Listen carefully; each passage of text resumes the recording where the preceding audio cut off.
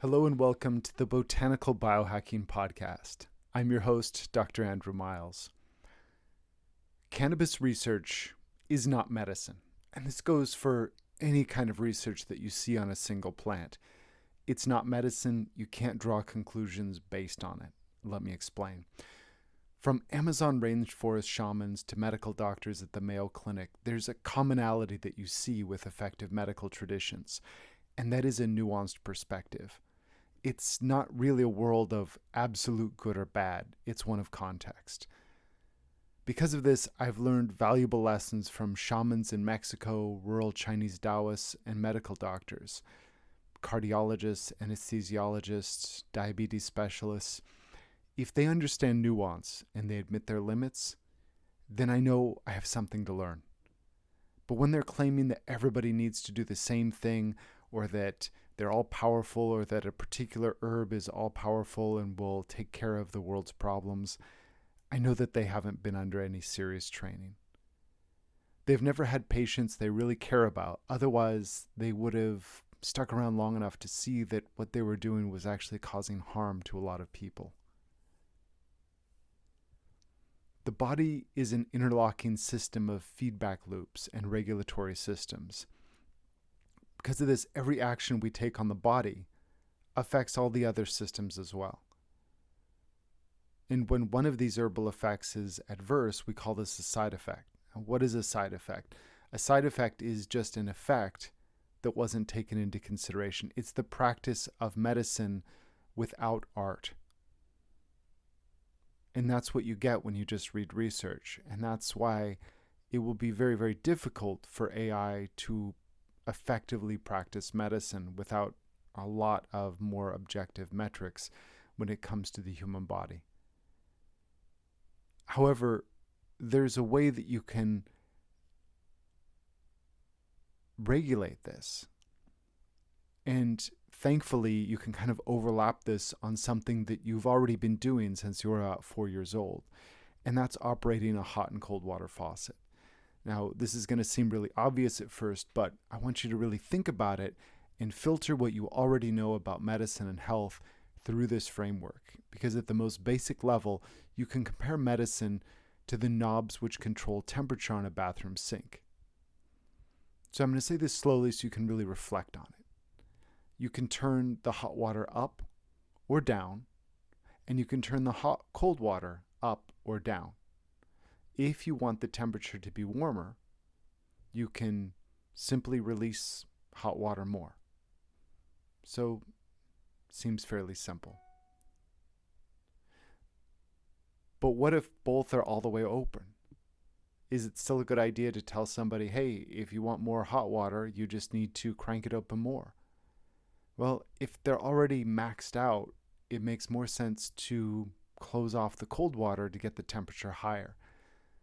So this is an instance where everybody using the same advice is just illogical unless you know the conditions of the individual.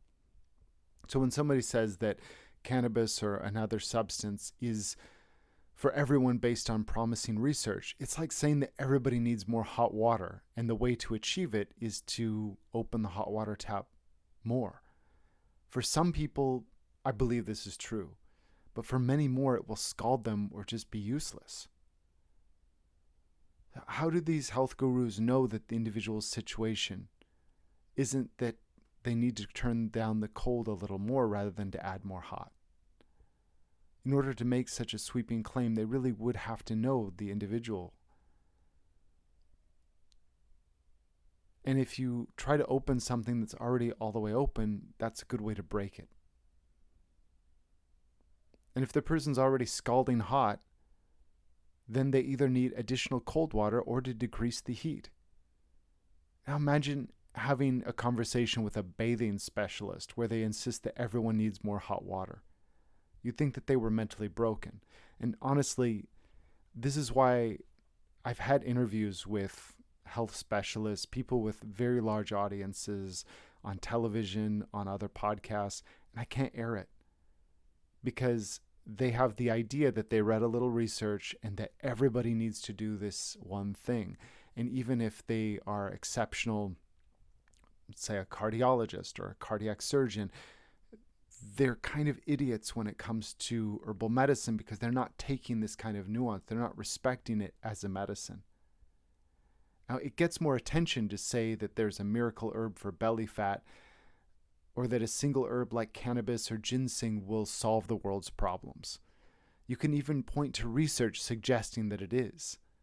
And you'll get hopeful people marching in, waving dollars in the air, but it's a scam.